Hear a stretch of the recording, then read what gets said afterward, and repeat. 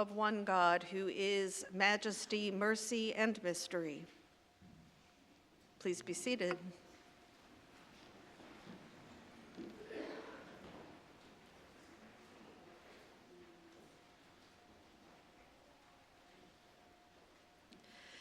The story of Joseph and his brothers may be one of the best known and most beloved in the Bible. It's definitely one of my favorites. I can sing all the parts of Joseph in the amazing Technicolor Dreamcoat. I'll spare you for now, though. But the story has it all: love, ambition, betrayal, revenge. It's fabulous stuff. And Joseph is sort of like an ancient Hebrew Cinderella, sold into slavery by his brothers who were planning on killing him until some slave traders passed by. Then thrown into prison in Egypt after an encounter with his boss's amorous wife.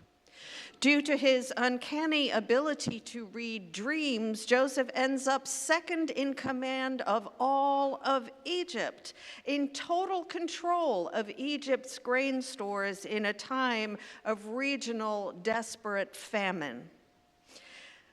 Maybe when his brothers came to see him to grovel for food, maybe it was the Egyptian garb, or maybe they were blinded by their own need, but they did not recognize their own brother.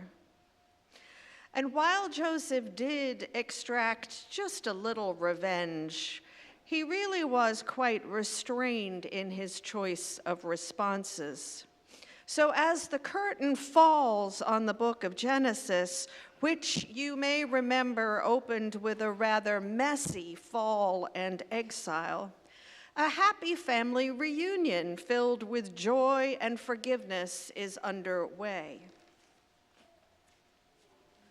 But if you read Joseph's story carefully, you might notice that a rather major character in the Bible never speaks, is almost completely absent from the story: God.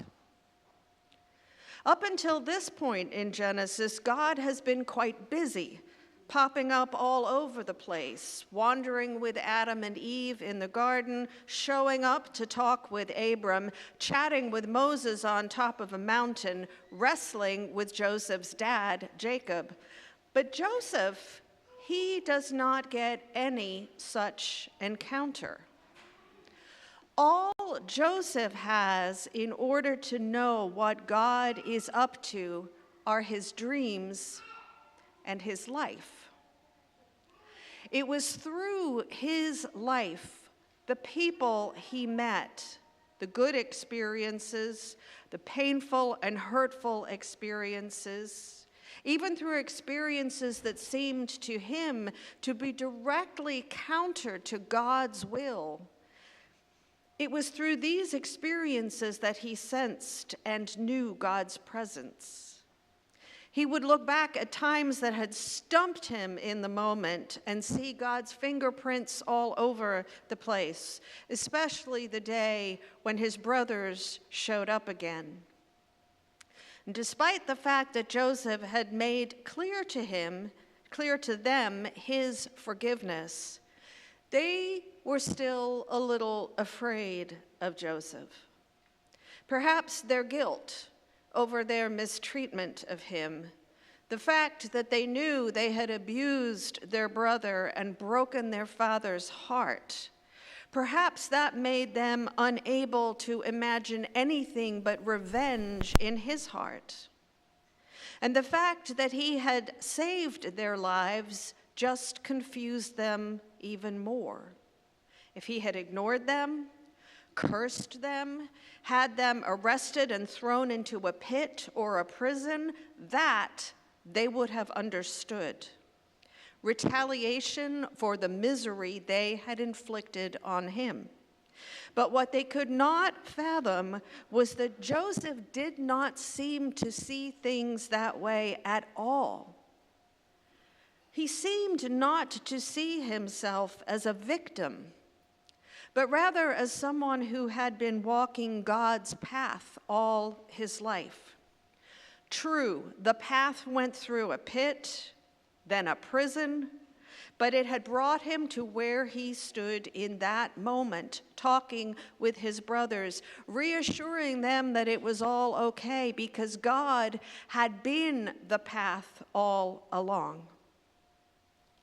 Joseph had all the power at that point in his relationship with his brothers, but he used it not to harm them, but to reinterpret what had happened to him, to see his life from a different perspective, and thus remove the blame from their shoulders, which they never really understood.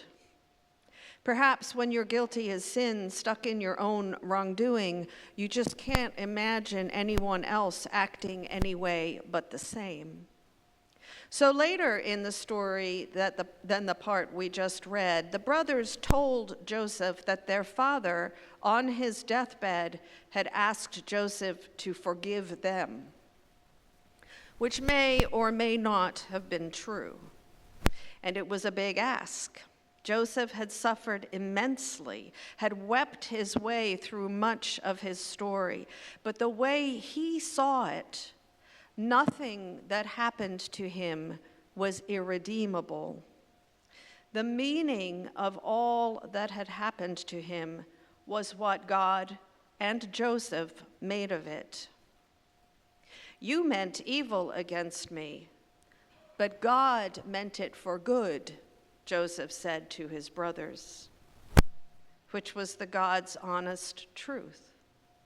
The brothers thought they were in charge of the meaning of things, that the goodness or badness of an event was dependent on human intent. They had intended evil, and so evil it was. And no matter how sorry they were, there was no going back for them. They were stuck where they were, in a pit of guilt and suspicion. What they had not reckoned with was the creative, inventive nature of God's intent. Because God can make something beautiful out of anything, no matter what material God has to work with. God can create a masterpiece. Nothing is too challenging for God to redeem.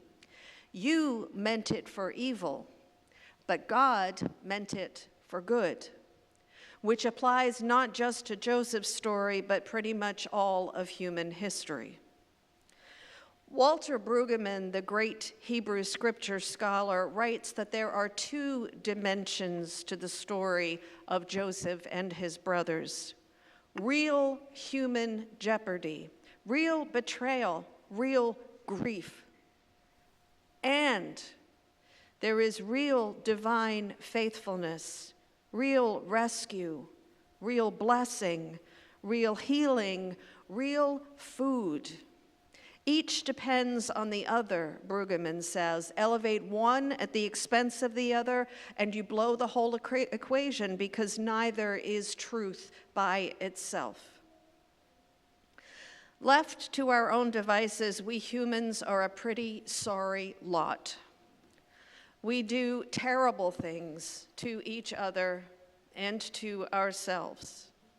Our greed, our fear can make us monsters.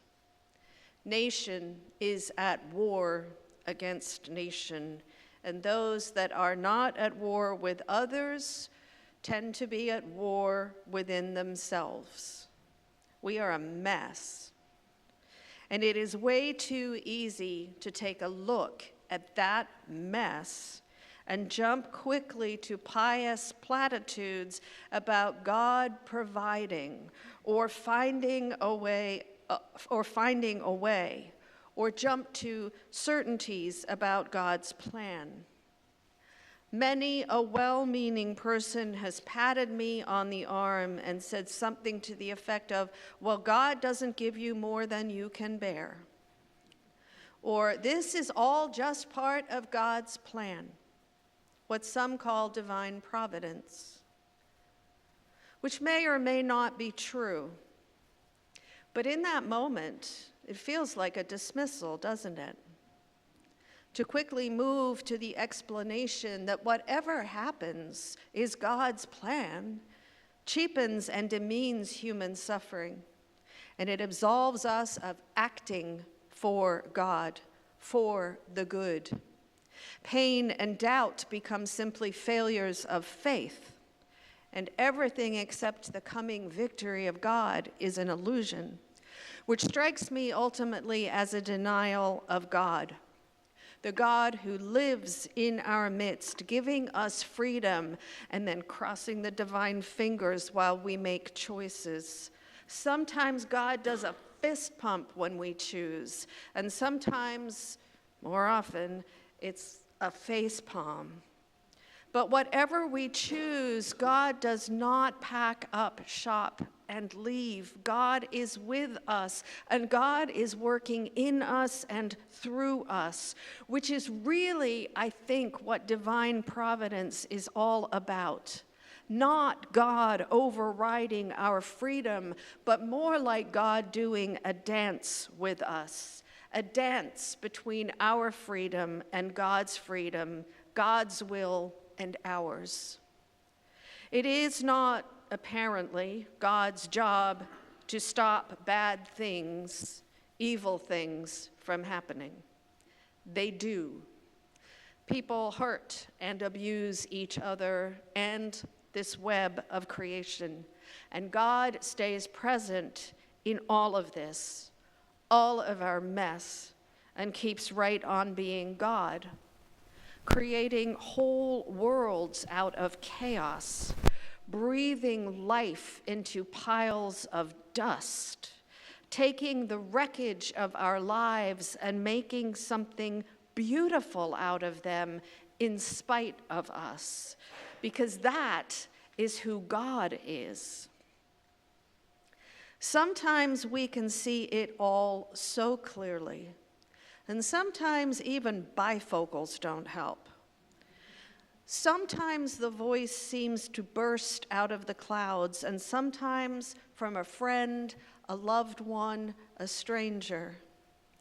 The gift Joseph gave to his brothers, gave us, was the gift of an entire human life, with all its beauty and ugliness, despair and joy, all held in God, all seen and understood as being held in God.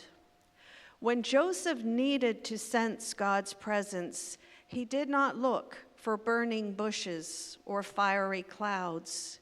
He looked to his life and let it speak. Like Joseph, if we listen to our lives, we will hear. As Joseph said to his brothers right before he died, God will visit you. And so God does. May it be so.